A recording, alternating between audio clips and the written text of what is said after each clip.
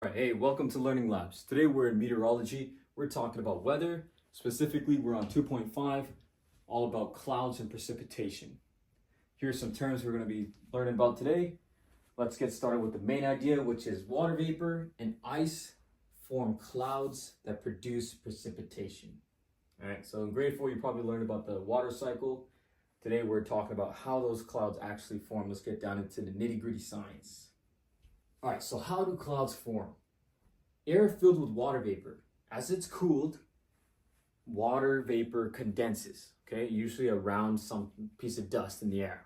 They form the droplets of water. Enough form around a droplet, they fall, okay? There's types of cloud based off of water vapor. Different types of clouds form based off water type, okay? So water droplet clouds tend to have sharp, well-defined edges. We'll see pictures in a bit.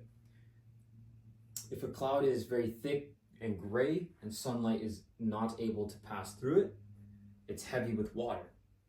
Fuzzy and less distinct edges, and usually whiter, are ice crystal clouds, okay, really high up.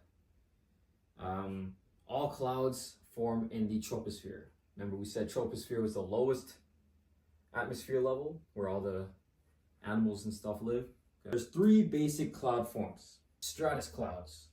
These are blanket-like layers. Okay.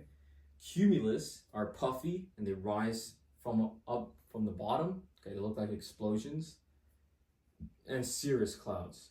They're very high in the altitude and they form out of ice crystals and they look wispy feathers in the sky. Nimbo or nimbus means rain, and it's usually added to the end of the cloud name. So it's cumulonimbus, meaning the cumulus cloud, but it has water in it. It's going to rain soon. Clouds are further grouped into families based off of height and form. Okay, so low clouds, middle clouds, and high clouds, and clouds that are developed upwards. Okay, vertical development. See this guy. So we have stratus up here, right? They got less defined edges. In the middle, we have cumulus. Okay, they look like big explosion, puffy clouds, like blankets. And then you have, what is this? The cirrus clouds. They're like wispy. They leave trails behind. Over here, all right, let's start up top. Cirrus clouds, all the way in the sky, high altitude, right? They're wispy. Look at the trails they leave behind, like big feathers, I guess. I don't know. Down here, we got stratus clouds. We also got cumulus clouds way down at the bottom, right? They look at the vertical on them, how high they go. That's what we're talking about. The darker ones that the light doesn't go through, that's nimbus, okay? Nimbostratus, meaning rain stratus version. Since we're on the topic of rain, what the heck is precipitation? How does rain and snow form and fall?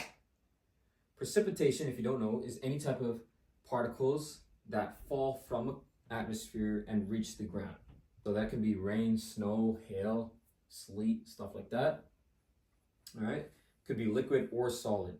So snow is and hail are solid, and rain is liquid.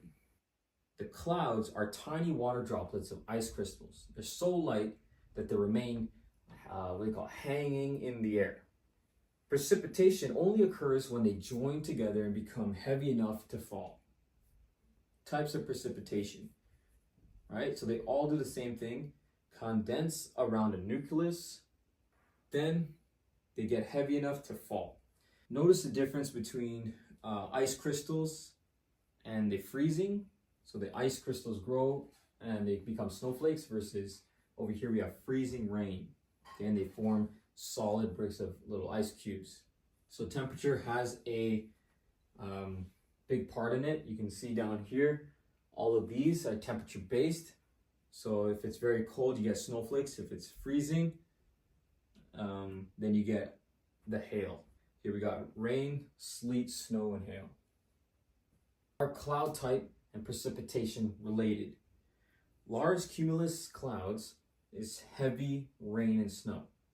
Okay, they don't last long though. Stratus clouds have long-lasting, smaller drops, and clouds with great vertical development hold more water. They're very turbulent, violent. It's a lot of different types of wind going in insane amount of ways. The rain falling hard. Okay, they produce great downpours like hail, lumps of ice. These clouds have updrafts, strong winds moving up inside of them. So take a look at this guy right here. Here's the strong winds coming in up the cloud, right?